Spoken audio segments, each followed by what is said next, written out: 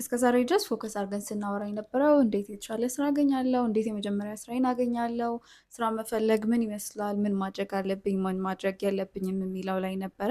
ነገር ግን የመጀመሪያ ስራችንን ከያዝን በኋላ ስፔሻሊ ደግሞ ለፍሬሽ ግራጁዌቶች የመጀመሪያ ኢንትሪ ሌቭል ስራችንን ስናገኝ ካገኘን በኋላ ምን ማድረግ አለብን የሚለውን ብዙ ጊዜ አይወራበትም አይደለ? ስለዚህ በዛሬ ቪዲዮችን እንደ መጀመሪያ ስራችን ወይም ደግሞ የመጀመሪያ ኢንትሪ ሌቭል ስራችን ላይ ማወቅ ያለብን ማድረግ ያለብን ነገሮች ላይ 3 ዋና ዋና ነገሮች ላይ የምናወራ ይሆናል። ቪዲዮችን ከመጀመራችን በፊት ለዚህ ቻናል አዲስ ከሆናችሁ ቻናሉን ሰብስክራይብ ማድረጋችሁን እርግጠኛ ሁኑ።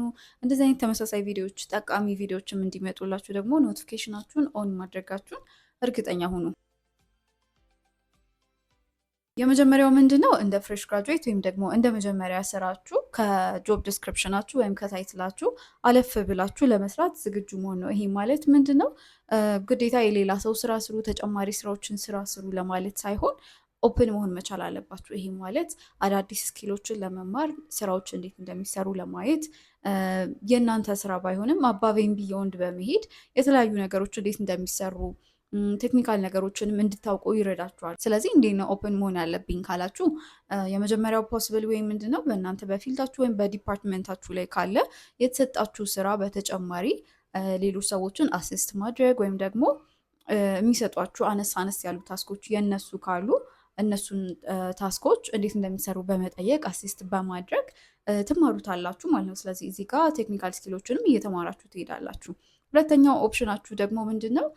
ከእናንተ ዲፓርትመንት ኦር ከእናንተ ፊልድ ውጪ ለምሳሌ ማርኬቲንግ ላይ ከሆነ ያላችሁትና ካምፓኒያችሁ ላይ የቴክ ዲፓርትመንት ካለ ትንንሽ የሆኑ ስሞል ታስኮች ቀለል ያሉ ታስኮችን ሲሰሩ አሲስት ማድረግ እንዴት ነው የሚሰራው በማለት ስሞል ታስኮችን አሲስት በማድረግ ለራሳችሁም ጥሩ ስም ቢውልድ ታደርጋላችሁ። ሁለተኛ ደግሞ ከሁሉም በላይ ጥሩ ቴክኒካል ስኪሎችን ታገኛላችሁ ማለት ነው። ስለዚህ በእነዚህ ሁለት ዌዎች የተሻሉ ስኪሎችን ዲቨሎፕ የምታደርጉበት የእናንተንም ኮንፊደንስ ካላችሁም ፊልድ ወጣ ያሉ ስኪሎችን የምታውቁበት እና የምታገኙበት ዌይ ስለሆነ አዳዲስ ነገሮችን ለመማር ኦፕን ሆናችሁ ብትሰሩ ለወደፊታችሁ ለከሪራችሁ የተሻሉ ነገሮችን ታገኛላችሁ። ስኪሎችን ስለመማር ስናወራ ደግሞ ፎከስ የምናደርገው ግዴታ ቴክኒካል የሆኑ ሃርድ ስኪሎች ላይ ብቻ አይደለም።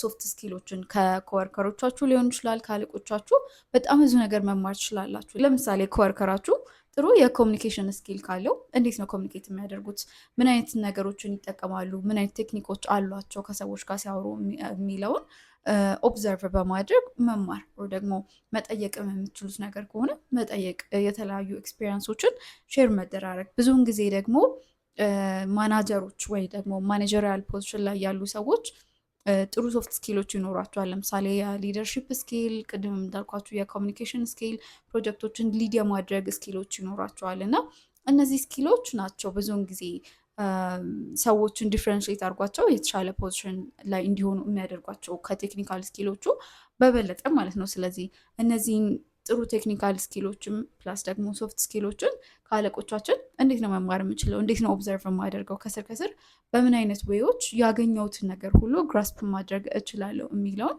ኢንቴንሽናሊ እያሰባችሁበት ለመማር ኦፕን መሆን ይኖርባቸዋል። በሁለተኛነት ደግሞ ምንድነው ጥያቄ መጠየቅ። እዚህ ጋር 2 ፖይንት አለኝ። የመጀመሪያው ምንድነው ገና እናንተ የመጀመሪያ ስራችሁ ነው፣ ጁኒየር ናችሁ፣ የተለያዩ ስኪሎች እንደሌላችሁ ይታወቃል። ስለዚህ ብዙ ካምፓኒዎችም ጁኒየሮችን የሚቀጥሩት ኮች አድርገው ወይ ደግሞ ካምፓኒያቸው ላይ ነገሮች እንዴት እንደሚሰሩ ስራዎች እንዴት እንደሚሰሩ አሳይተዋቸው ቶሎ ተምረውት ኤክስኪዩት ወደ ማድረግ እንዲሄዱላቸው ነው። ስለዚህ እናንተ ጥያቄዎችን በመጠየቅ ከዛ ካምፓኒ ላይ ነገሮች እንዴት እንደሚሰሩ ካምፓኒ ካልቸራቸውን በማየት እና በማስተዋል ከእነሱ ጋር ካቻፕ እንድታደርጉ ኤክስፔክት ይደረጋል። ስራ ላይ ሆናችሁ በተለያየ ሰዓት የሚኖራችሁን ጥያቄዎች እንድትጠይቁ ኤክስፔክት ይደረጋል። ስፔሻሊ ደግሞ የመጀመሪያ ወራቶች ላይ ስትሆኑ ካምፓኒው ጋር በደንብ እስክትግባቡ ድረስ ጥያቄዎችን ለመጠየቅ አትፍሩ። ሁለተኛ ደግሞ እናንተ የምትጠይቋቸው ጥያቄዎች ስለ እናንተ ይናገራሉ። ይሄ ማለት ለ30 ሰከንድ ኦንላይን ቼክ የምታደረጉት ጉግል ሰርች የምታደረጉትን ነገር ይሄ እንዴት ነው የሚሰራው፣ ይሄ ምንድን ነው፣ የአየቱ ነው የሚለውን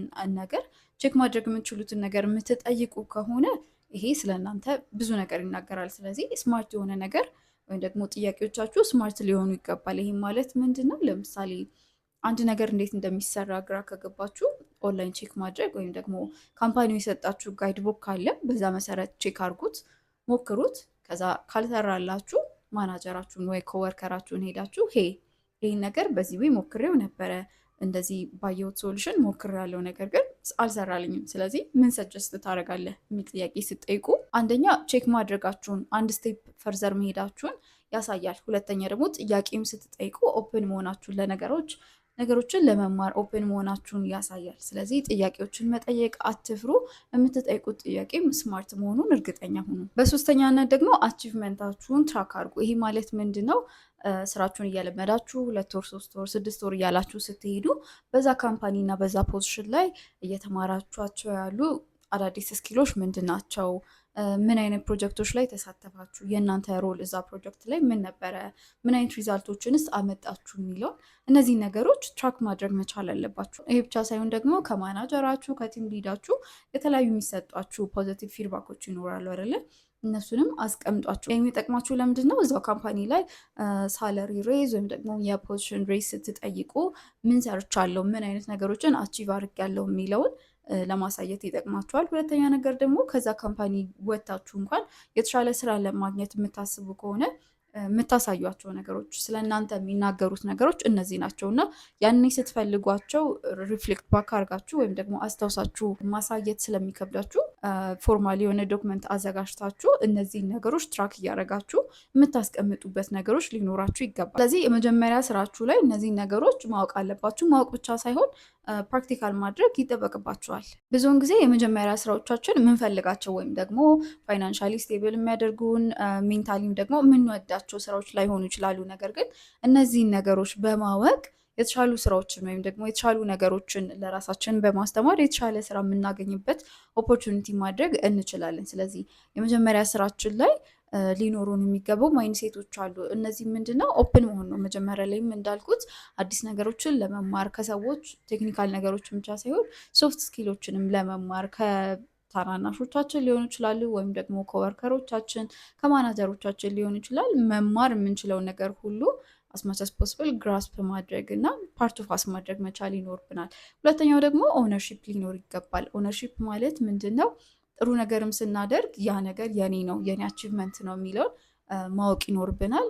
አብረውን የሚሰሩም ሰዎች ሊያውቁ ይገባል። ሁለተኛው ደግሞ ምንድነው? አቺቭመንታችን ብቻ ሳይሆን ሚስቴኮቻችንም ደግሞ ኦን ማድረግ ይገባናል። ይህ ነገር አጥፍቻለሁ፣ በዚህ መንገድ ማስተካከል እችላለሁ፣ ወይም ደግሞ በዚህ መንገድ ላስተካክል ብለን ጥሩ የሰራነው ብቻ ሳይሆን የተሳሳትነውንም ነገር ኦን ማድረግ ይገባናል። ሆፕፉሊ ከዚህ ቪዲዮ የሚጠቅማችሁን ነገሮች አግኝታችኋል ብዬ አስባለሁ። ታዲያ ማወቅ ብቻ ሳይሆን ፕራክቲካል ማድረግ መቻል አለብን። እስካሁን ድረስ ቻናላችን ሰብስክራይብ ካላደረጋችሁ ሰብስክራይብ እንድታደርጉ ላስታውሳችሁ።